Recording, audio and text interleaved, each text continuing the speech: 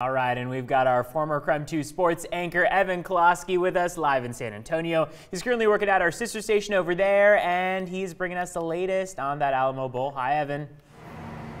What up, Noonies and Jen? Great to have you again here in San Antonio. Now, yesterday I told you we just had to fight through some weather, all right? I may or may not have been in Washington State practice and got completely dumped on for not wearing a jacket, but that is done. All right, we're going to have a 70-degree day today. It is beautiful here in Texas. And of course, we are one day out from the Alamo Bowl between Washington State and Iowa State. Now, of course, we are here to get the answers you need to know on the questions you have. And of course, we had to ask Gardner Minshew yesterday when he took the podium, what the heck was up with that leisure suit, the crimson and silver 70s garb that he was wearing when he came to San Antonio? And we were able to talk with Mike Leach earlier in the week that sort of said an alum sent it and that he wanted to retire it after the game. Well, we did get to hear from Minshew, and here was his story.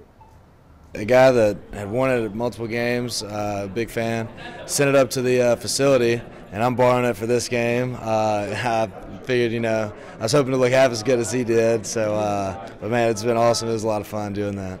Mr. Till that sent it in, he was retiring it. He wore it at game day. That was his last time, so he passed it down to me. So I may have to find somebody else. I don't know. We'll see. That is awesome. Now, before the Apple Cup, KREM introduced you to the Minshew family, including Gardner's younger sisters, Kaylee and Meredith. Well, we had to get some sort of opinion from the sisters, right? And we did get one. No words for it. Yeah, he told us he got a red suit, not that it had cougars all over it, and that he was going to get a silver shirt to go under it. And Much less unbutton almost all of it. All the way down. Crazy. So. I had a heads up, but not to the extent of what it was. Yeah. Also, we didn't know who's going to get into character like he did with the dancing and stuff. Look, you cannot wear the leisure suit and not get into character. Come on. Gardner wasn't just talking about his outfit yesterday. Probably the best question of the entire press conference was how much money would it take Gardner to shave off that luscious stash that he grew, and, well, priceless. I don't know if it's even in dollars right now. Maybe I'd trade it for like 3 wishes from a genie. There we go. Or, maybe, I don't know, executive power of the United States of America.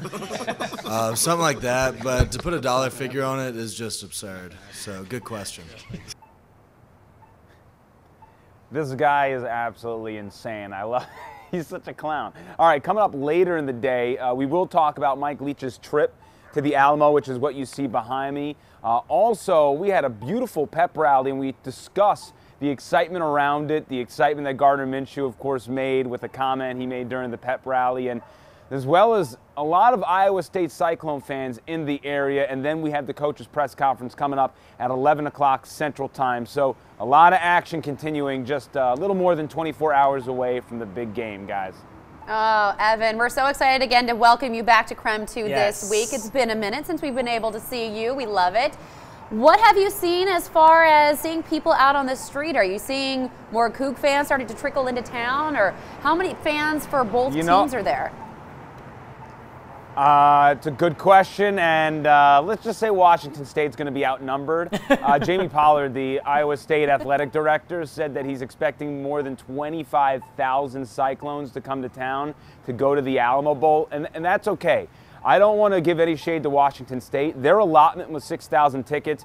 When I last spoke with athletic director Pat Chun, he told me that it was 5,200 tickets were sold. I would guess that the last 800 will be sold before the game. So Washington State's going to do its job. It's just with the location for Iowa State and that passionate fan base, just like the Cougs are. The Cougs played a bowl game that was roughly within 10 hours away. I'm sure you would see an influx in them as well. It's just location kind of ruins them a bit.